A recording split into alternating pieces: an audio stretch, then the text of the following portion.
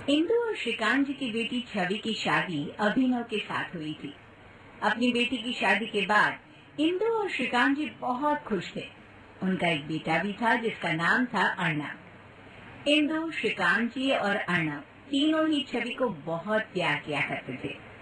शादी के बाद अब छवि अपने ससुराल में अपने पति अभिनव के साथ रहती थी। छवि के मायके में। देखो छवि बेटा, अब तुम्हारी शादी को 6 महीने हो गए हैं। तुम भी कोई जॉब ढूंढना शुरू कर दो। अरे ये क्या सिखा रहे हो अपनी बेटी को?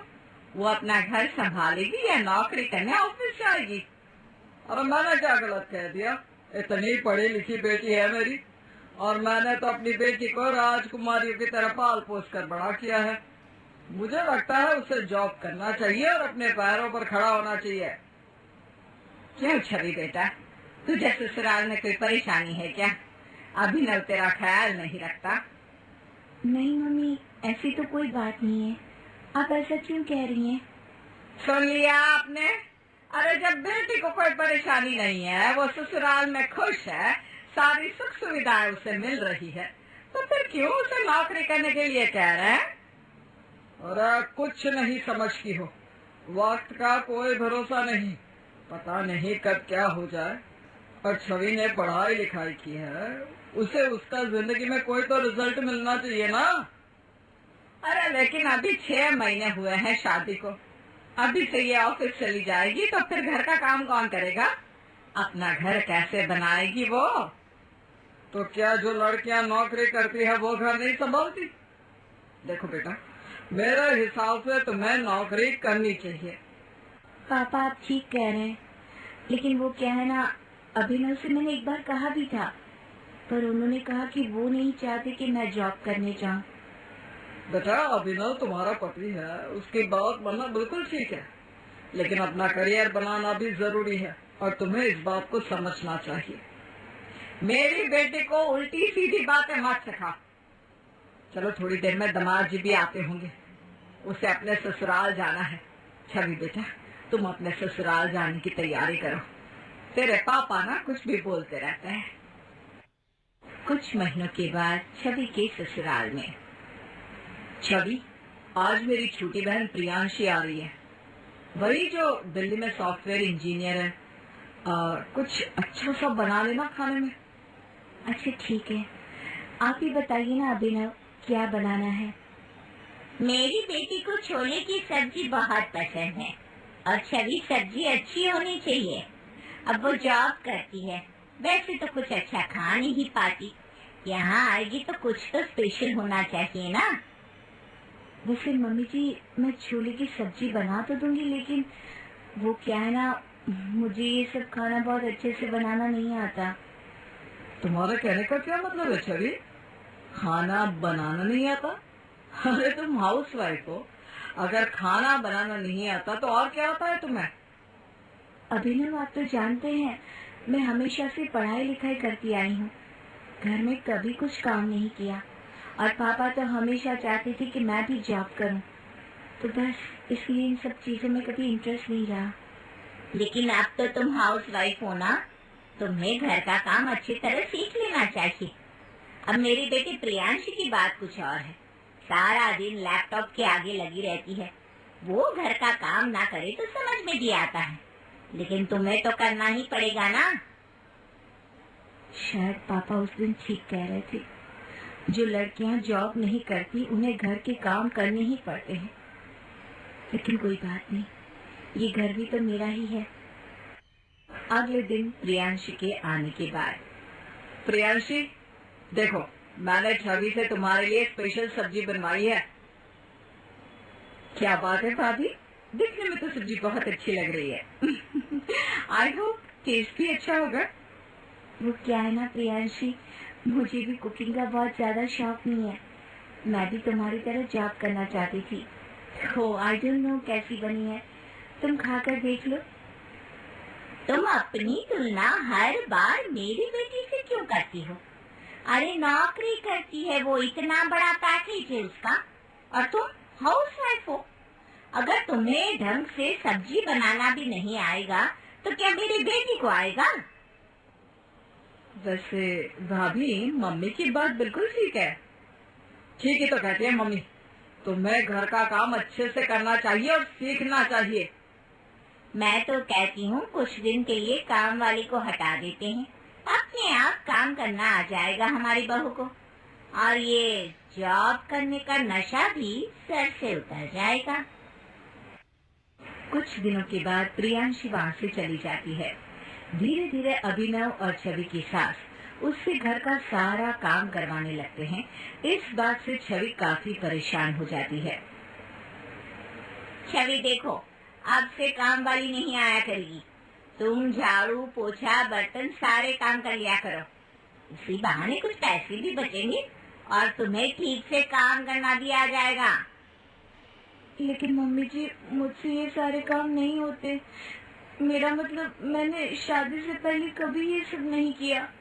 इसीलिए तो मम्मी तुमको ये सब सिखाना चाहती है। और वैसे भी तुम घर में सारा दिन करती क्या हो? जॉब तो करती नहीं, तो घर का काम तो करोगी ही ना। ये आप कैसी बात कर रहे हैं? मैं इस घर की बहू हूँ, नौकरानी नहीं। तो हमने कब कहा तुम नौकरानी हो? बहू हो, इसलिए सारे काम करो। धीरे धीरे छवि की हालत अपने ससुराल में एक नौकरानी जैसी हो जाती है। और जब कुछ दिनों के बाद वो अपने मायके जाती है तो उसे परेशान देखकर उसके पापा उससे पूछते हैं, क्या हुआ छवि बेटा? बहुत कमजोर लग रही हो और चेहरा भी इतना उदास। सब कुछ ठीक तो है ना बेटा? अरे क्यों कुरेद कुरेद कर अपने बेटी से उसके ससुराल के बारे में पूछते रहते हैं? अब ससुराल में लड़कियां काम करती हैं, कभी कभी उदास हो जाती है। मम्मी पापा का बस नहीं चलता, वरना खुद भी दीदी के साथ ससुराल में जाकर रहने लगे। कैसी बात करते हो तुम दोनों? बेटी है वो मेरी, और वो भी जान से ज्यादा प्यारी। उससे उसकी परेशानी की वजह नहीं पूछूंगा तो क्या करूंगा? कुछ नहीं पापा, सब कुछ ठीक है। वो कुछ दिनों से घर का काम कुछ ज्यादा हो गया था ना, इसकी वजह से। घर का काम ज्यादा हो गया था? क्या मतलब है? घर में काम वाली नहीं आती है क्या? अब फिर से शुरू हो गए। अरे उसका ससुराल है, घर है उसका, इसमें काम वाली क्या करेगी? तो तुम क्या चाहती हो कि तुम्हारी बेटी उस घर में नौकरानी की तरह काम करे? अरे तो आप क्या चाहते हैं? उस घर में आपकी बेटी ठीक वैसे ही रहे जैसे शादी से पहले यहाँ रहा करती थी। हाँ हाँ बिल्कुल। मैंने अपनी बेटी को किसी के घर में काम करने के लिए थोड़ी ना पढ़ाया लिखाया है। आपका बस चले ना तो पता नहीं क्या कर दे। अपनी बेटी को समझाना होता है, भड़काना नहीं। मम्मी पापा, आप दोनों आपस में झगड़ा मत करो। मेरी जो भी प्रॉब्लम है मैं सॉल्व कर लूंगी। ये अकल वाली बात करी। अब मैं ना तुम दोनों बाप बेटी के बीच में नहीं पड़ने वाली। मैं जा रही हूँ सोने। बहुत नींद आ रही है। छवि बेटा, तुम मुझे बताओ क्या बात है? इतनी परेशान क्यों लग रही हो? क्या बताऊं पापा, आपने बिल्कुल ठीक कहा था। उस घर में कोई मेरी कद्र नहीं करता। अरे कद्र नहीं करता, इसका क्या मतलब है? वो लोग तुम्हें परेशान करते हैं क्या? पापा को मुझसे घर का सारा काम करवाते हैं। उनकी बेटी प्रियांशी जॉब करती है, उसकी तारीफ करते हैं और मुझसे कहते हैं कि मैं हाउसवाइफ हूँ, इसलिए मेरा काम सिर्फ घर में झाड़ू पोछा लगाना है। बेटा, मैंने तुम्हें पहले ही समझाया था, तुम्हें जॉब करनी चाहिए थी। पापा, मुझे मेरी गलती का एहसास हो रहा है। अब मैं जरूर कुछ करूंगी। अगले दिन छवि फिर से अपने ससुराल चली जाती है और वहाँ पर छवि, इधर आओ। ये देखो, मेरे जूते कितने गंदे हैं। तुमने इन पर पॉलिश क्यों नहीं की? और बहू, पूरा बाथरूम कपड़ों से भरा पड़ा है। प्रियांशी भी अपने गंदे कपड़े छोड़ गई थी। जल्दी से जाकर धो दो कपड़े। और तुम तो मायके चली गई, काम वाली आई नहीं। पूरे 2 दिन के बर्तन सिंक पे पड़े हुए हैं, जल्दी से साफ कर दो। आप दोनों मेरे साथ ये नौकरानी जैसा व्यवहार क्यों कर रहे हैं? अरे इसमें नौकरानी वाली क्या बात है? पति हूँ तुम्हारा, मेरे जूते साफ करना तुम्हारा काम है। और अब प्रियांशी तुम्हारी ननद है, उसके गंदे कपड़े धो लोगी तो हाथ नहीं गिर जाएंगे। वैसे भी वो नौकरी करती है, इतने पैसे कमाती है, अब वो खुद तो कपड़े नहीं धोएगी ना बहू। मैं इतनी पढ़ी लिखी हूँ और तुम मेरे साथ क्या कर रहे हो अभिनव? मैंने इतनी पढ़ाई तुम्हारे जूते साफ करने के लिए नहीं की है। तुम्हारी फालतू की बातें सुनने के लिए मेरे पास वक्त नहीं है। चुपचाप मेरे जूते साफ करो, वरना मुझसे बुरा कोई नहीं होगा। ये आप मुझसे किस तरह की बात कर रहे हैं? मैं आपकी पत्नी हूँ अभिनव। उसकी पत्नी हो इसीलिए कह रही हूँ, अब जैसा वो कहे वैसा करो। इस घर में रहना है ना तुम्हें? देखो बेटा, शादी के बाद ससुराल जैसा भी हो, लड़की को चुपचाप अपना सर झुकाकर उसमें रह लेना चाहिए, वरना और करोगी भी क्या। छवि बहुत दुखी हो जाती है और उसी वक्त छवि के पापा का फोन आता है। छवि फोन पर अपने पापा को सारी बात बता देती है। छवि के मायके में। क्या बात है पापा? छवि दीदी से बात करने के बाद आप इतने दुखी क्यों लग रहे हैं? सब कुछ ठीक तो है ना? क्या बात हो गई? आप तो बेटी जरा सी परेशान हुई नहीं कि खुद भी परेशान हो जाते हो। यहाँ पर छवि की परेशानी की बात नहीं है, उसके सम्मान की बात है। अरे अभिनव उससे अपने जूते साफ करवाता है, उसकी सास उससे प्रियांशु के गंदे कपड़े धुलवाती है। हमारी बेटी क्या है, ये सब करने के लिए वो शादी करके उस घर में गई है। पापा ये सब तो नॉर्मल बातें हैं, सारी लड़कियां शादी के बाद ये सब काम करती हैं, इसमें परेशान होने वाली क्या बात है? लेकिन मेरी बेटी ऐसे घर में नहीं रहेगी जहाँ पर उससे इस तरह के काम करवाए जाते हैं। तो क्या करेंगे आप? वो उसका घर है, उसे वहाँ के हिसाब से ही रहना होगा ना। मैं अपनी बेटी को यहाँ लेकर आऊंगा। अरे अब ये घर उसका नहीं है, उसका घर उसका ससुराल है। श्रीकांत अपनी पत्नी की कोई बात नहीं सुनते और छवि के ससुराल में पहुंच जाते हैं। छवि, अब तुम्हें यहाँ रहने की कोई जरूरत नहीं है। पापा आप क्या कह रहे हैं? बेटा मैं जानता हूँ तुम अपने ससुराल में खुश नहीं हो। अरे कैसे बात है? पापा मम्मी जी ठीक कह रही हैं, मुझे अब यहीं रहना चाहिए, यही मेरा घर है। ऐसे लड़के के साथ रहने की कोई जरूरत नहीं है जो तुम्हें नौकरानी समझता है। और देखो, तुम्हारे पापा का घर तुम्हारा घर है। जाओ जाओ, ले जाओ अपनी बेटी को, फिर देखना दुनिया कैसी बातें बनाती है कि अपना घर छोड़कर मायके में रह रही है। आपको उसकी चिंता करने की जरूरत नहीं है बहन जी। मेरी बेटी का घर हमेशा से उसका मायका है और हमेशा रहेगा। वो किसी के ऊपर बोझ बनकर या नौकरानी बनकर नहीं रहेगी। चलो बेटा, तुम मेरे साथ अपने घर चलो। पापा अब मैं आपकी सारी बातें मानूंगी और जॉब भी करूंगी। मैं ये नौकरानी वाली जिंदगी अब और नहीं जी सकती। चट मंगनी पट ब्याह तो सुना ही होगा आपने, लेकिन ऐसा? अरे ये किसे ले आया तू? कौन है ये लड़की? हाय रे, कहीं शादी तो नहीं कर ली ना तूने इससे? देवर जी क्या हो गया आपको? आप तो ऑफिस के लिए निकले थे, ये शादी करके कैसे आ गए? हाँ ऑफिस के लिए ही गया था, लेकिन रास्ते में मिल गई तो शादी कर ली। क्यों, नहीं करनी थी क्या? तभी बड़ा भाई आ जाता है। ये कैसी बात कर रहा है छोटे? शादी ऐसे थोड़ी ना होती है। तभी नई नवेली दुल्हन अपना घूंघट हटाती है। सभी उसका चेहरा देखकर डर जाते हैं। भैया ये आपकी बीवी की आंखें कैसी नागिन जैसी है। तभी देवरानी मुंह खोलती है और पतली सी जीभ बाहर करती है जैसे कोई नागिन हो। इसकी तो जीभ भी किसी नागिन की जीभ की तरह है। हे भगवान, घोर अनर्थ हो रहा है इस घर में। अरे कौन है ये लड़की? खैर सारी कहानी दरवाजे में हो जाती है और लड़का लड़की को लेकर घर के अंदर आ जाता है। कुछ दिनों बाद, अरे नागिन, माफ करना, नीलम, ये तुम क्या कर रही हो कटोरी में मुंह लगाकर? नीलम जैसे ही मुंह ऊपर करती है तो उसके मुंह पर दूध लगा होता है। जिठानी डर जाती है। ये क्या है? ऐसे कैसे दूध पी रही हो तुम किसी नागिन की तरह?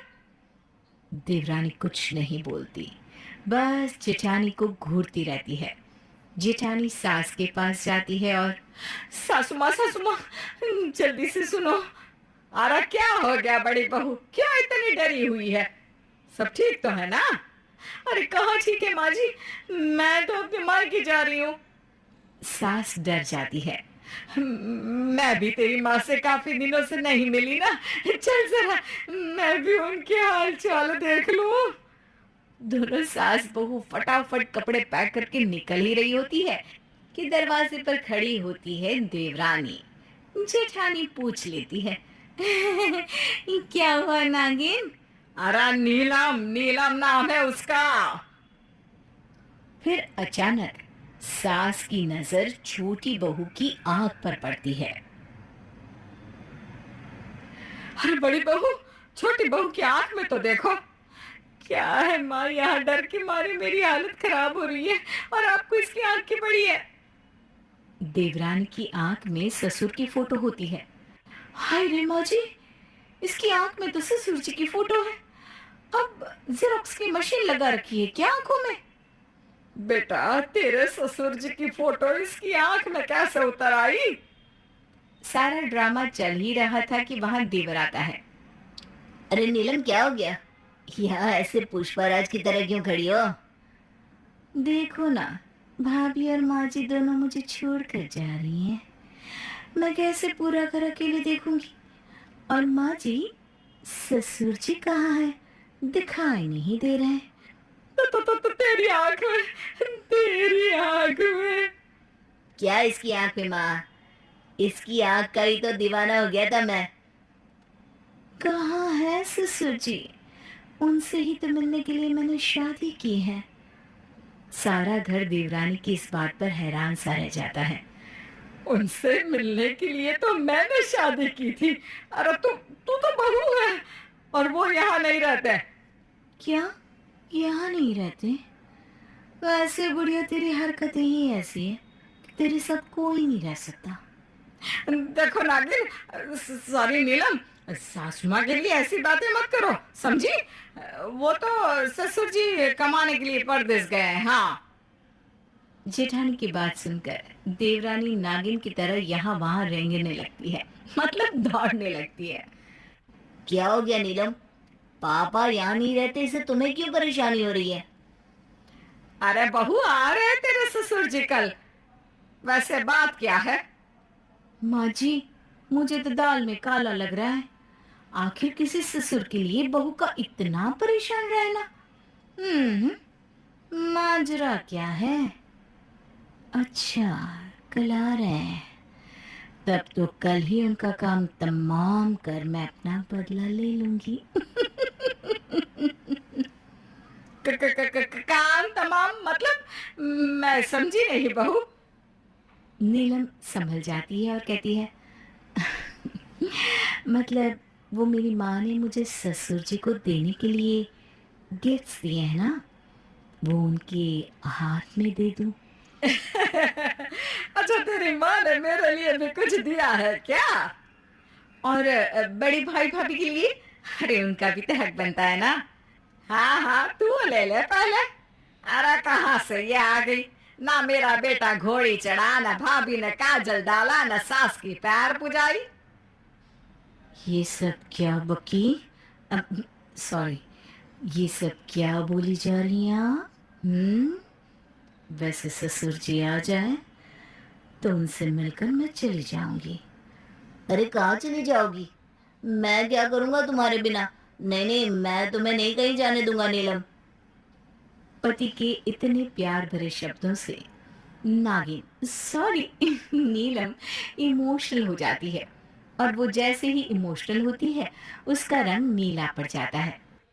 अरे ये क्या हो गया नीलम को? ये नीली कैसे हो गई? अरे पता नहीं, मुझे तो इसमें इंसानों के गुण कभी दिखे ही नहीं। तो क्या जानवर है ये? नहीं भाभी, मेरी नीलम तो अप्सरा है जो परीलोक से आई है। भाई यही कहना चाहती थी ना आप? ये तो पता नहीं। फिलहाल तू इसे अपने कमरे में लेकर जा और इसे बोल के असली रंग में आ जाए। पति नीलम को लेकर कमरे में जाता है। मैं तुमसे ये कहना चाहती हूँ कि तुम ना मुझसे इतना प्यार ना किया करो। कैसी बात करती हो? पति हूँ मैं तुम्हारा। अब तो तुमसे ही मेरी जिंदगी है।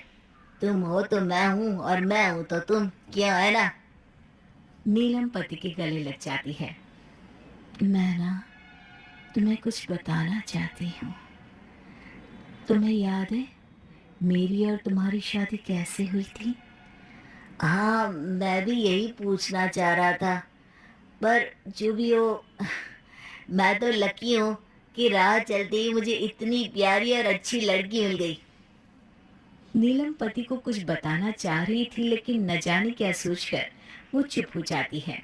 फिर अगले रोज, अरे बहू, आ देख, तेरे ससुर जी आ गए। अरे कहाँ हो दोनों? नीलम और उसकी जेठानी ससुर के पास आते हैं। क्या हुआ ससुर जी, आप बहुत परेशान लग रहे हैं। हाँ, आप तो पहले ही आने वाले थे, पिछले महीने भी आप नहीं आए। क्या हुआ, सब ठीक तो है ना? हाँ, वो मेरे कार के नीचे एक सांप आ गया था। ये सुनते ही नागिन देवरानी की आंख हरी हो जाती है। फिर क्या हुआ? मैं उस सांप को उठाकर जानवरों के डॉक्टर के पास ले गया। भला हुआ कि सांप की सांस चल रही थी, लेकिन सांप ने मुझे डस लिया। हाय रे, आपको सांप ने डसा? पापा अब ठीक तो है ना? ठीक है तेरा बाप, तभी तो सामने खड़ा है। लेकिन सोचो, सांप भी किसी का पिता था, उसके भी बच्चे थे। ये बोलकर देवरानी की आंख से पानी निकलने लगता है। ये कौन है और कैसी भाषा में बात कर रही है? पापा, ये मेरी बीवी है, मैंने शादी कर ली। और ये ना थोड़ी इमोशनल है, तो सांप के लिए थोड़ी इमोशनल हो गई। नहीं, सांप तो ठीक है, भले ही उसने मुझे काटा, लेकिन गलती मेरी थी। मैंने सड़क पर देखे बिना ही कार उस पर चला दी। अभी अभी डॉक्टर का फोन आया था कि सांप को वापस उसे जंगल में छोड़ दिया है। बेचारे की बीवी उस सांप का इंतजार कर रही होगी। क्या क्या पापा जिंदा है? वो ठीक है? हाँ, मेरे पापा तो ठीक है, सामने ही तो खड़े हैं। क्यों, क्या हो गया? तभी बेल बजती है और सामने एक महिला खड़ी होती है। माँ, तुम? ये तुम्हारी माँ है? आइए बहन जी। बेटा नीलम, अब घर जाने का वक्त आ गया है। तेरे पापा घर आ गए हैं। तो जिस काम के लिए आई थी वो नहीं करना। घर जाने का वक्त? ये क्या बात कर रहे हैं? मैं आप लोगों से सब बताती हूँ। मैं एक नागिन हूँ। हम लोगों को लगा कि ससुर जी ने मेरे पिता को मार दिया है, तो मैं उनसे अपने पिता का बदला लेने आई थी। लेकिन भले इंसान ने हादसे के बाद न सिर्फ मेरे पिता की जान बचाई, अपनी जान पर भी खेल गए। मैं माफ़ी चाहती हूँ, मुझे इजाज़त दीजिए। नहीं नीलम, मैं तुम्हारे बिना नहीं रह सकता। अरे तो क्या नागिन के साथ रहेगा बेटा?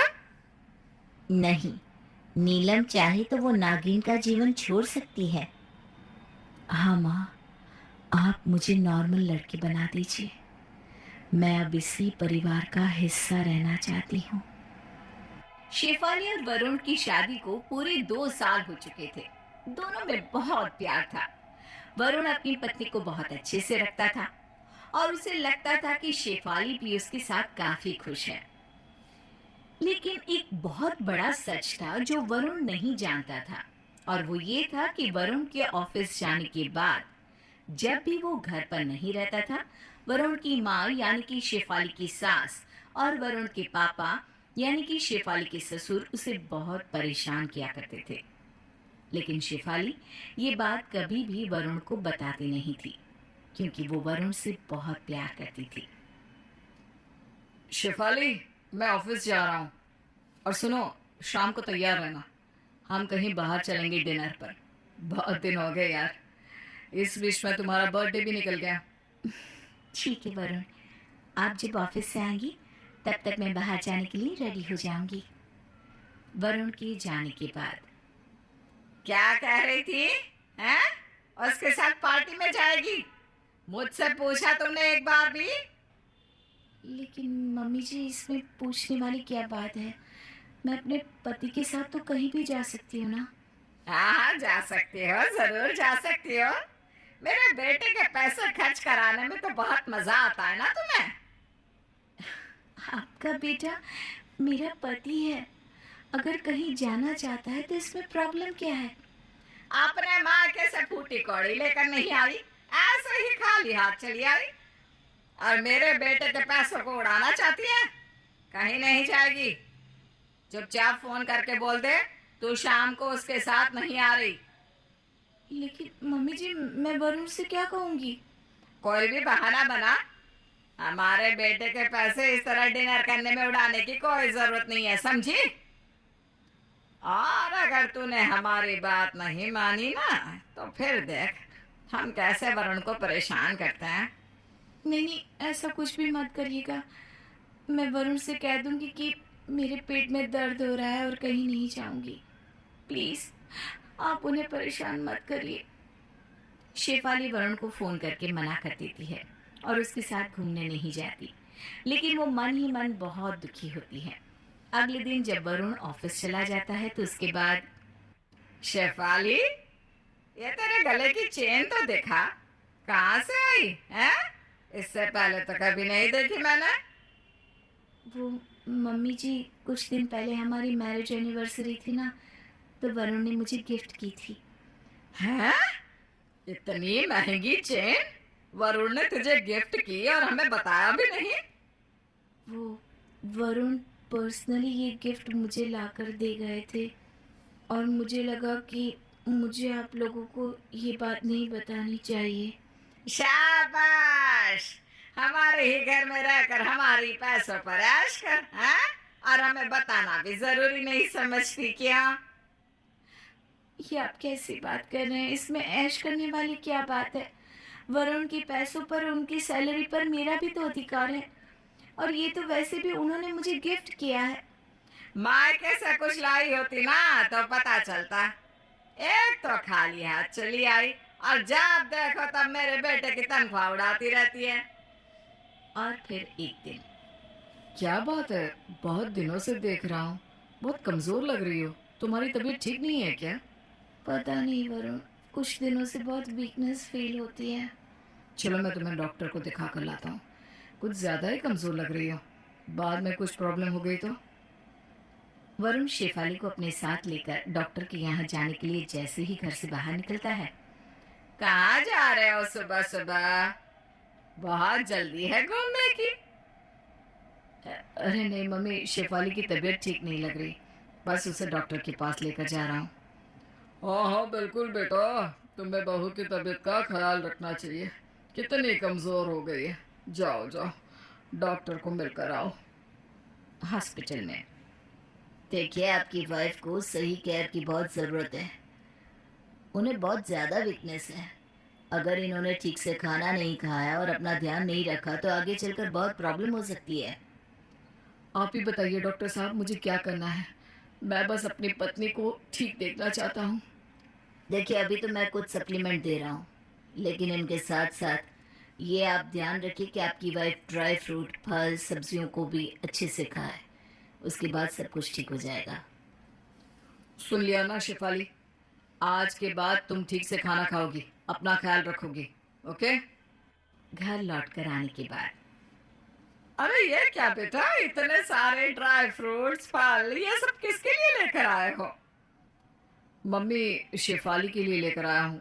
डॉक्टर ने कहा है कि उसे बहुत ज़्यादा वीकनेस है और उसे ये सब चीज़ें खाने की बहुत ज़रूरत है।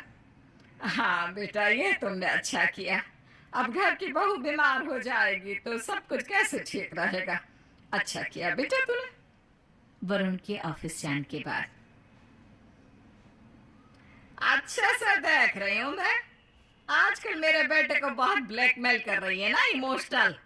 इतने सारे ड्राई फ्रूट्स और ये सारी खाने पीने की चीजें फ्री में मिल गई क्या तुमको? नहीं मम्मी जी, फ्री में क्यों मिलेंगी? पैसे देकर खरीदी है इन्होंने। वही तो हम कह रहे हैं। अरे इतने सारे ड्राई फ्रूट्स खाओगी, कितने महंगे आते हैं। और कितने सारे पैसे लग गए होंगे हमारे बेटे के।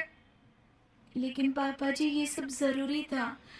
डॉक्टर ने वरुण को ये सब चीजें मेरे लिए लाने को कहा था। यह सारी चीजें उन बहुओं को खाने का अधिकार है जो अपने मायके से थोड़ा बहुत कुछ लेकर आती है। और सुन, अगर तुझे इतना ही ड्राई फ्रूट खाने का शौक है ना, तो अपने मायके में अपने पापा को फोन लगाओ और बोलो 4 लाख रुपए तेरे अकाउंट में ट्रांसफर करवा दे। तब तक खबरदार जो इन चीजों को हाथ भी लगाया तो। लेकिन मम्मी, डॉक्टर ने बोला है कि मेरे शरीर में बहुत कमजोरी है। अगर मैंने ठीक से अपने खाने पीने का ध्यान नहीं रखा तो प्रॉब्लम हो जाएगी। एक काम कर बहू, घर का काम करना शुरू कर दे। पहले से दोगुना, तबीयत अपने आप ठीक हो जाएगी। नहीं तो बोल अपने पिताजी को तेरे लिए एक नौकर भिजवा दे। और रही बात इन ड्राई फ्रूट्स की, तो ये हम लोगों के काम आने वाले हैं। कुछ दिनों बाद सुबह के वक्त। शेफाली, तुम अपनी दवाइयाँ और खाना पीना वक्त पर ले रही हो ना? जी हाँ, मैं अपना पूरा ध्यान रख रही हूँ। और जो ड्राई फ्रूट मैंने तुम्हें लाकर दिए थे, खाए ना तुमने? अरे बेटा, तू तो ऐसे पूछताछ कर रहा है जैसे तेरी बीवी का सारा माल हमने खा लिया हो। अरे नहीं नहीं मम्मी, आप गलत समझ रही हैं। मैं तो बस ये चाहता हूँ कि शेफाली जल्दी से ठीक हो जाए। पिछले 1 महीने से दवाई ले रही है, लेकिन इसका चेहरा देखकर लगता नहीं इसकी वीकनेस जरा भी दूर हुई हो। थोड़ी देर बाद शेफाली चक्कर खाकर गिर जाती है।